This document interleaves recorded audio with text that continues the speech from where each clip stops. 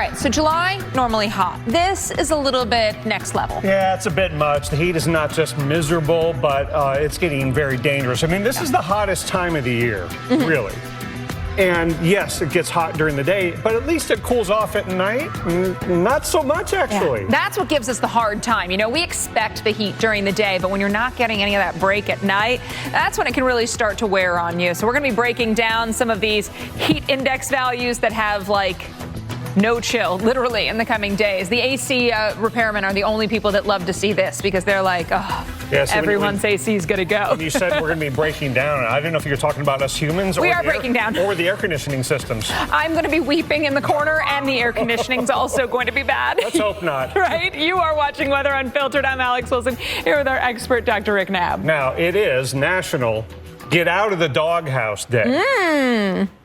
But these temperatures are not winning us. They're not doing it. No. The meteorologists are going to be in the doghouse for these rotten forecasts that nobody likes. Maybe if the weather were to give me like a Dove ice cream bar, then I might forgive it for 5 minutes.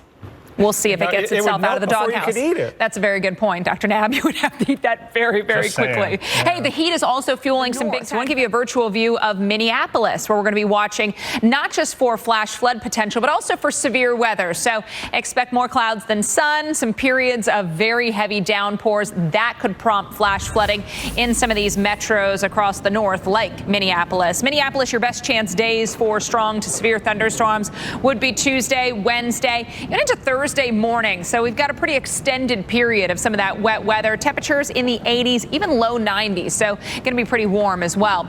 Minneapolis, rainfall totals expected between now and Friday. Plenty of spots in that 2 to 3 inch range. So that's some significant rainfall, especially when you get the thunderstorms that bring, you know, pockets of that, maybe 3/4 to an inch of rain in an hour. That could leave you, inundated, especially in these metro areas where we've got a lot more pavement than grass. We get a lot more runoff. Some spots to the north of Minneapolis and St. Paul could get in on 3+ inches of rain between now and the end of the week. Into tonight, best chance of severe weather focused farther to the west of Minneapolis. Now, Minneapolis, you could see a severe thunderstorm, but I'd be more concerned about parts of Montana, parts of the Dakotas, Bismarck. You'd be a spot to watch for some strong to severe storms. Storm Prediction Center has issued a severe thunderstorm watch now into the western flank of that area that we're most concerned about for severe weather. So good chunk of Montana, some of Wyoming, some of South Dakota, some of North Dakota. The severe thunderstorm watch in effect until 11 o'clock local time. There are some severe warnings right now through sections of northeast parts of Wyoming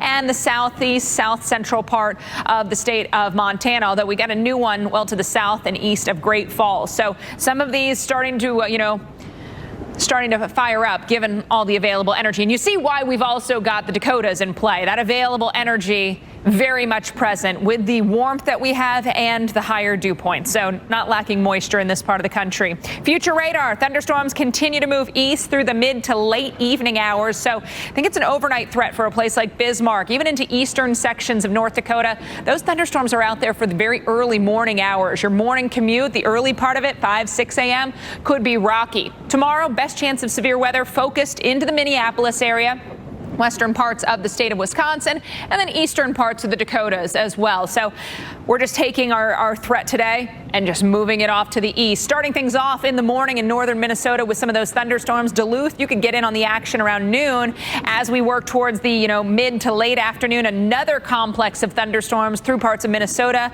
More storms back into the Dakotas as well, Dr. Knabb. It looks like a lot of ridge riding to me, doesn't it? And that means... Yeah, amazing stuff. These people doing what they can to support their communities.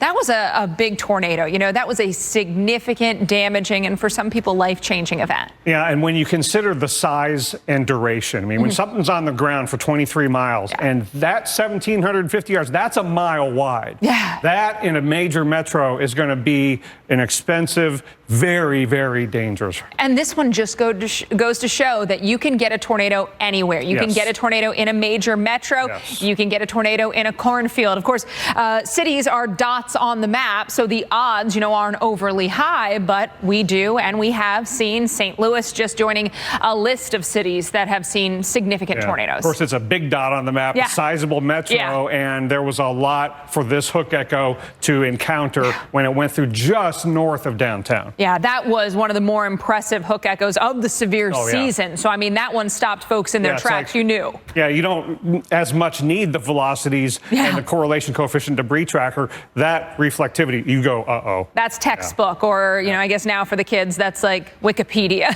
That is a hook echo.